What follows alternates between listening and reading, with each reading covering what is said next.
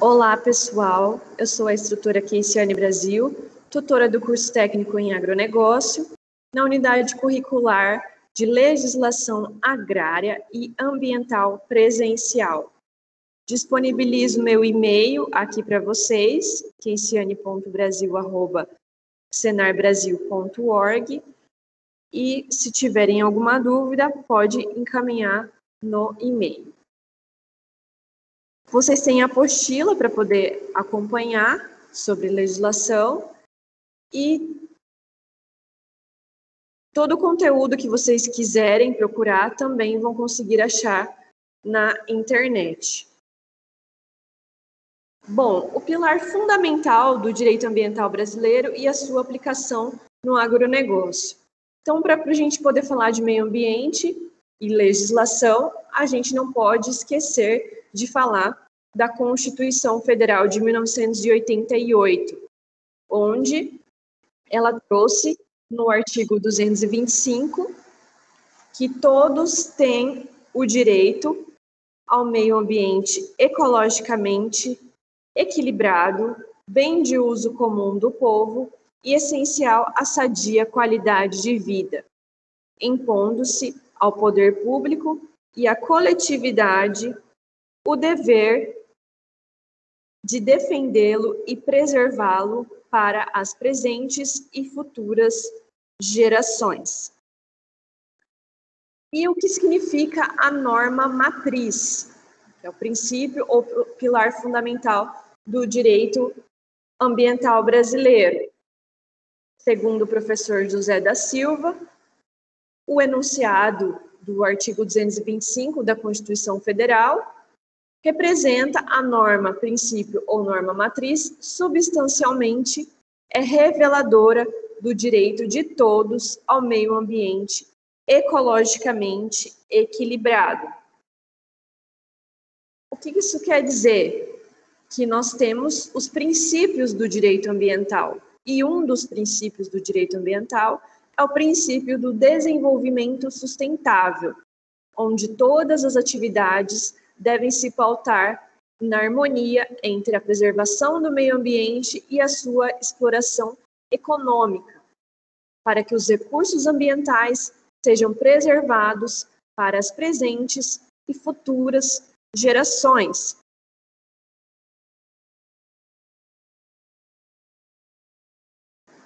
E a preservação do meio ambiente versus o desenvolvimento econômico no agronegócio. O que isso quer dizer? Que vocês, como futuros técnicos em agronegócio, têm sempre que buscar o desenvolvimento no setor rural, mas de forma sustentável, preservando o meio ambiente, seguindo as legislações ambientais, para que essa atividade no meio rural não ocasione um impacto negativo no meio ambiente, que pode trazer diversas consequências. Temos na unidade 2 sobre o Código Florestal e os espaços territoriais especialmente protegidos. Antigamente, em 1965, a gente tinha a Lei 4771, que era sobre o Código Florestal, que foi revogado e em 2012 foi sancionada a Lei 12.651, que é conhecida como o novo Código Florestal, mas na verdade é a Lei da Proteção da Vegetação Nativa. E nesse novo Código Florestal, ela traz a definição de APP, uma área de preservação permanente, protegida, coberta ou não por vegetação nativa, com diversas funções ambientais, como de preservar o solo, facilitar o fluxo gênico da fauna e da flora, preservar os recursos hídricos, preservar a paisagem, preservar o bem-estar das populações humanas. Então, a APP tem várias funções ambientais, tá? Mas como que eu sei o que é uma APP? Né? Ela também se configura como topos de morro, de montanhas, não é só a mata ciliar, tá? Restingas, mangues, chapadas, também são consideradas como áreas de APP. E aqui, como a gente pode ver no slide, dependendo da largura do rio, eu vou ter que ter a largura da mata. Na nascente, sempre um raio de 50 metros. Esse novo Código Florestal trouxe uma polêmica, porque eles consideram agora, né, como um olho d'água intermitente, que não é mais uma nascente. Na antiga lei, um olho d'água intermitente, que ora tinha água, ora não, era considerado uma nascente. E com o novo código não é mais considerado. Então, a nascente, para ser considerada nascente, tem que ter água o ano inteiro. Tá? Só uma curiosidade aí para vocês. Bom, os módulos fiscais. O módulo fiscal é uma unidade de medida expressa em hectares, fixada diferentemente para cada município do Brasil, de acordo com a Lei 6746 de 1979. E aí a gente tem um módulo rural diferente do módulo fiscal. A outra curiosidade para vocês saberem, se vocês entrarem no site da Embrapa, vocês conseguem ver a quantidade, né, a medida em hectares de cada módulo fiscal de todos os municípios brasileiros, tá? Então, a diferença de módulo rural e módulo fiscal. O módulo rural é calculado para cada imóvel rural em separado, e sua área reflete o tipo de exploração predominante no imóvel rural, segundo sua região de localização. Então, por mais que seja uma atividade da região que é agropecuária, mas na propriedade é só agricultura, por exemplo, aí ele vai considerar o que predomina na sua região. Tá? O módulo fiscal, por sua vez, é estabelecido para cada município e procura refletir a área mediana dos módulos rurais, dos imóveis rurais do município. E qual é o tamanho de um módulo fiscal? Então, o módulo fiscal corresponde à área mínima necessária a uma propriedade rural para que sua exploração seja economicamente viável. E, a depender do município, varia entre 5 a 110 hectares. Então, no site da Embrapa, você consegue ver certinho quanto vale cada módulo fiscal nos municípios. Bom, desmatamento. Um grande questionamento aí de várias pessoas, principalmente por conta dos incêndios que tivemos neste ano, né?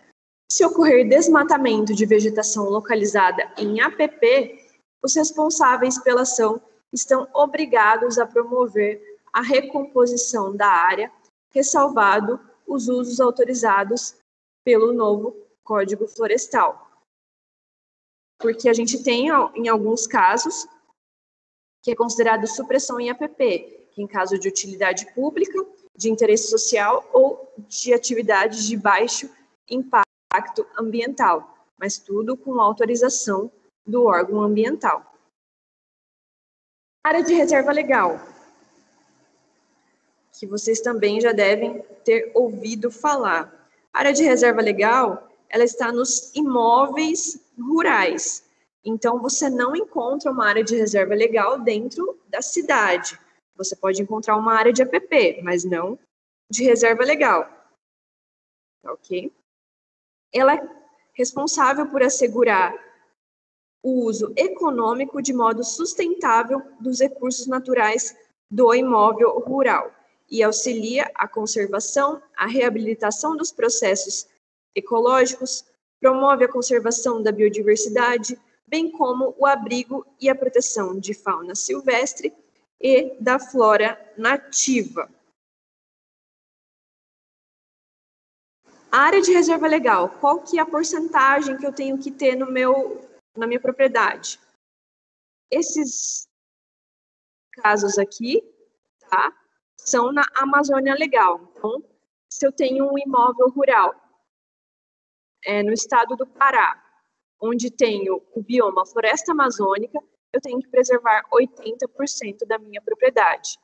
Se eu tenho um imóvel rural, por exemplo, no Mato Grosso, onde o bioma é cerrado, eu tenho que conservar 35% da minha propriedade. Se eu estiver lá no estado do Maranhão, em uma área de Campos Gerais, aí eu tenho que preservar 20%. E todos os estados fora dos estados da Amazônia Legal devem preservar 20% da sua propriedade rural. Então, por exemplo, Mato Grosso do Sul, São Paulo, Paraná, os estados, a maioria dos estados do Nordeste, Goiás, tudo é 20% que deve ser preservado. Servidão ambiental. A servidão ambiental ocorre somente em áreas de reserva legal. E o que ela é? É uma renúncia voluntária por parte do proprietário rural do direito sobre a área excedente de 20% da reserva legal para outro proprietário rural que não possua em seu imóvel a área mínima de reserva legal. A servidão ambiental deverá ser averbada na matrícula dos imóveis envolvidos. Então, aqui neste caso, por exemplo, temos a propriedade A com 35% de reserva legal, a propriedade B com 25% e a propriedade C que não possui reserva legal. Eles se conversaram, entraram em um acordo, como a propriedade A tem 15% a mais de reserva legal e a propriedade B tem 5%, o proprietário C pode considerar as porcentagens que estão no imóvel dos vizinhos, por exemplo. Mas tudo isso tem que estar dentro do mesmo bioma. Então, se for o bioma Mata Atlântica, tem que ser Mata Atlântica em todas as propriedades. Se for cerrado, tem que ser cerrado em todas as propriedades. Não pode fazer isso em biomas diferentes. O famoso CAR, que vocês já devem ter ouvido falar, que é o Cadastro Ambiental Rural. É como se fosse uma identidade da propriedade rural, um RG, um CPF, onde nesse cadastro vai estar identificado todos os documentos da propriedade rural, seja o tipo de bioma, a área, se ela tem reserva legal, se ela tem área de APP, qual que é a produção, né, qual que é a atividade produtiva dessa propriedade, se é pecuária, se é agricultura, se é silvicultura. Então, tudo tem que estar descrito no CAR. E é obrigatório para todas as propriedades rurais, até mesmo assentamento. E possui natureza declaratória e permanente. Então, tem que estar todas as informações do imóvel rural cadastrado no CAR. Aqui no estado de Mato Grosso do Sul, é feito no Siriema, que é dentro do site do IMASU, que é o Instituto de Meio Ambiente de Mato Grosso do Sul. Aí tem que pagar uma taxa, fazer todos os mapas da propriedade rural, fazer o georreferenciamento, o geoprocessamento, ter um responsável técnico que faça para você, que assine lá também, e faz no site do IMASU. Tá ok? Direito agrário. Nós temos aí sobre direito agrário na unidade 3, que ele designa o conjunto de princípios e normas que disciplinam as relações jurídicas surgidas das atividades do campo baseada na posse da terra, bem como as políticas agrárias, com o objetivo do cumprimento da função social da terra estabelecida na Constituição Federal, possui como base normativa essencial os seguintes diplomas normativos: a Lei de Terras, Estatuto da Terra, Estatuto do Trabalhador Rural, Uso Capião Especial Rural, Constituição Federal, dentro dos artigos 184 e 191, a Lei Material da Reforma Agrária e a Lei Processual de Reforma Agrária. Justiça e Processos Agrários, a importância da Lei Complementar número 76 de 93, que é também conhecida como a Lei Processual de Reforma Agrária. No artigo 184 da Constituição de 1988, ele estabelece que é de competência da Lei Complementar definir o procedimento contraditório especial de ritual resumido para o processo judicial de desapropriação. E o que são terras devolutas, né? Onde são e onde encontramos a sua base normativa? Bom, durante os primeiros anos da colonização brasileira, a coroa portuguesa criou um artifício para a exploração da terra no Brasil, que são as sesmarias, que eram lotes não utilizados ou abandonados, que o rei de Portugal cedia aos sesmeiros, com o intuito de tornar a terra produtiva. E o que devemos entender como faixa de fronteira e onde a gente encontra essa base normativa? Bom, a faixa de fronteira corresponde à faixa de até 150 quilômetros de largura ao longo das fronteiras terrestres. Na Constituição Federal, no artigo 20, no parágrafo 2, ela diz que a faixa de fronteira é considerada fundamental para a defesa do território nacional e sua ocupação e utilização serão reguladas em lei. O artigo 1º da Lei 6639 de 79 pontua que a faixa de fronteira é a área indispensável à segurança nacional, sendo a faixa interna de 150 km de largura paralela à linha divisória terrestre do território nacional. Dentro do Estatuto da Terra, que é o assunto principal trabalhado neste tema, ele tem o objetivo de desenvolver os seus conhecimentos de forma mais ampla sobre a importância da diferenciação entre os conceitos de módulo rural e módulo fiscal, que é o que a gente já viu até, né? Da pequena, média e grandes propriedades rurais, e a possibilidade de sua desapropriação. Então, como vocês já viram, né? O módulo rural é calculado para cada imóvel rural em separado, e sua área reflete o tipo de exploração predominante do imóvel rural, segundo sua região de localização. O módulo fiscal é estabelecido para cada município e procura refletir a área mediana dos módulos rurais, dos imóveis rurais do município. A pequena, média e a grande propriedade rural e a possibilidade de desapropriação. Então, a pequena propriedade é o imóvel rural de área entre 1 a 4 módulos fiscais. E aí vocês verifiquem no site da Embrapa. E a média propriedade é um imóvel de área superior a 4 e até 15 módulos fiscais. A lei ela não conceitua a grande propriedade de forma direta, mas é possível chegar ao entendimento de que uma grande propriedade é com uma área superior a 15 módulos fiscais. Bom, quanto à possibilidade de desapropriação por interesse social para fins da reforma agrária, o artigo 185, da Constituição Federal e seus incisos 1 e 2 aponta, respectivamente, que são insuscetíveis de desapropriação para fins da reforma agrária a pequena e a média propriedade rural, assim definidas pela lei, desde que seu proprietário não possua outra propriedade.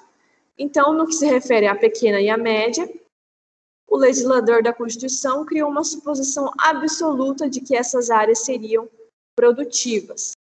E em relação à grande propriedade, dentro da Constituição Federal, é que a função social do imóvel rural somente é cumprida quando ocorre o atendimento simultâneo dos requisitos previstos nos incisos 1 ao 4 do artigo 186 da Constituição Federal. E a definição do imóvel, ele vai fazer o quê? Ele vai fazer a vistoria, aí tem um decreto da desapropriação pelo presidente da República, alocação de recursos, o ajuizamento da ação da desapropriação, o pagamento da indenização ao proprietário e no INCRA é emitido a posse do imóvel. Esse processo é complexo, envolve a presidência da República, o INCRA, o proprietário, o judiciário e os beneficiários. E também demora bastante, tá? O poder público desempenha funções que lhe conferem o poder e o dever de fiscalizar o cumprimento da função socioambiental da propriedade rural, que pela norma da Constituição é a obrigação não só do proprietário do imóvel, mas de toda a coletividade. Então, os imóveis rurais têm que respeitar o Código Florestal, a Lei do Bioma da Mata Atlântica, a Política Nacional do Meio Ambiente, as normas relativas ao licenciamento de atividades e as normas que protegem a fauna e a flora. Temos também um latifúndio por extensão e latifúndio por exploração. Os latifúndios podem ser entendidos como grandes propriedades rurais, caracterizadas pela ausência de exploração, ou que tenham uma exploração inadequada. Então, ele pode ser por extensão, que é a propriedade que excede as dimensões máximas fixadas para a empresa rural. E temos também o latifúndio por exploração, quando a área for de dimensão igual ou superior a um módulo fiscal, será latifúndio por falta de exploração ou exploração de mau uso da terra. Bom, o que é o parceleiro? O parceleiro é o beneficiário da reforma agrária que acabou adquirindo lotes ou parcelas em uma área destinada à reforma agrária ou à colonização pública ou privada. E a Lei 8629 estabelece que os beneficiários da reforma agrária assumirão obrigatoriamente o compromisso de cultivar o imóvel direta e pessoalmente, ou por meio de seu núcleo familiar, mesmo que por intermédio de cooperativas, e o de não ceder o seu uso a terceiros, a qualquer título, pelo prazo de 10 anos. Bom, temos os planos nacionais e regionais de reforma agrária, que encontram previsão no Estatuto da Terra, o qual estabelece que a declaração de áreas prioritárias para a reforma agrária será feita por decreto do Presidente da República. E o Estatuto esclarece ainda que nas áreas prioritárias da reforma agrária serão complementadas as fichas cadastrais elaboradas para atender às finalidades fiscais, com dados relativos ao relevo, às pendentes, à drenagem, ao solo e a outras características ecológicas que permitam avaliar a capacidade do uso atual e potencial e fixar uma classificação das terras para os fins de realização de estudos microeconômicos, visando essencialmente a determinação por amostragem para cada zona e forma de exploração. Os contratos agrários são os contratos que têm como finalidade a posse ou uso temporário da terra entre o proprietário e aquele que nela exerce qualquer atividade agrícola, pecuária, silvicultura, agroindustrial, extrativista ou mista. E o ITR, o ITR também é vinculado ao CAR, tá? Só para vocês saberem, é um imposto de competência da União que tem como objetivo estimular o proprietário ou possuidor a tornar a sua propriedade produtiva. Esse imposto de contagem anual tem como fato gerador é a propriedade, o domínio útil ou a posse de imóvel por natureza, localizado fora da zona urbana do município. Então, o ITR é só para propriedades rurais. Se a sua propriedade está dentro da cidade, ela vai ter o IPTU, certo? A base de cálculo do imposto é o valor da terra nua e as áreas que não são aproveitáveis do imóvel precisam ser descontadas do cálculo. Então, em imóveis rurais menores, porém mais produtivos, os percentuais de imposto são menores. Em imóveis rurais maiores, porém menos produtivos, os percentuais de imposto são maiores. O Estatuto do Trabalhador Rural, que é o quê? O empregador rural, pela lei, é a pessoa física ou jurídica, proprietária ou não, que explore atividade agroeconômica em caráter permanente ou temporário, diretamente ou por meio de prepostos com auxílio de empregados. Uso capião. O que é o uso capião? Então, por exemplo, eu tenho um imóvel rural, que no caso não tem ninguém, e é um modo de aquisição de bens móveis ou imóveis de qualquer direito real que ocorre por meio da posse prolongada do bem, de acordo com os requisitos legais, sendo também denominada de prescrição aquisitiva. Ou seja, aquele que não sendo proprietário de imóvel rural urbano possua como seu por 5 anos ininterruptos, sem oposição de ninguém. Então, eu estou nessa propriedade há mais de 5 anos, ninguém falou nada, ninguém reclamou, ninguém pediu, né, que é uma área de terra em zona rural, menor que 50 hectares, que eu consegui torná-la produtiva, fiz lá a minha renda, o meu trabalho da minha família e moro nesse local, eu consigo ter o uso capião, tá? Os imóveis públicos não poderão ser adquiridos por uso capião. Então, é importante entender, né, que trata do direito que o proprietário tem de utilizar seu bem adquirido como quiser, e em contrapartida do direito que o cidadão tem de propor uma ação de uso capião, desde que todos os requisitos sejam respeitados, que seriam esses requisitos aqui, ó, tá? Que a terra deve ser produtiva, não pode ser superior a 50 hectares, a posse deve ser atual, não é permitida a soma de posses como regra geral, o prazo é de 5 anos, contando-se da moradia ou da produtividade da terra, e o imóvel deve ser apto a produzir. Então, é possível eu perder um imóvel por abandono? Se eu abandonar um terreno ou imóvel, corre o risco de perder o direito de posse sobre ele para outra pessoa? Sim, tá? Caso a outra pessoa que está nessa área, nesse terreno, torne, né, a terra produtiva, né, seja moradia da pessoa e seja também de forma ininterrupta, né, mais de 5 anos, tá ok? Bom, pessoal, eu passo para vocês agora a nossa atividade reflexiva, tá? Tendo como base os estudos da apostila, e eu quero que vocês reflitam e respondam sobre o que significa o CAR, que é o Cadastro Ambiental Rural, e qual é a sua importância no meio rural.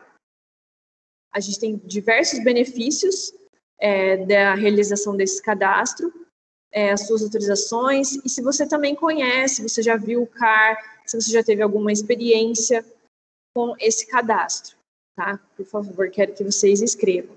E quais são os espaços territoriais especialmente protegidos que foram mencionados nos estudos na unidade curricular, tá? Responda para mim, fala sobre a importância desses espaços na sua visão como futuro técnico em agronegócio e se tiver exemplos também reais de onde você mora, onde você trabalha, também coloquem, por favor, tá ok? Se tiverem alguma dúvida, estou à disposição de vocês no e-mail e também no grupo do WhatsApp, tá? Bons estudos e muito obrigada.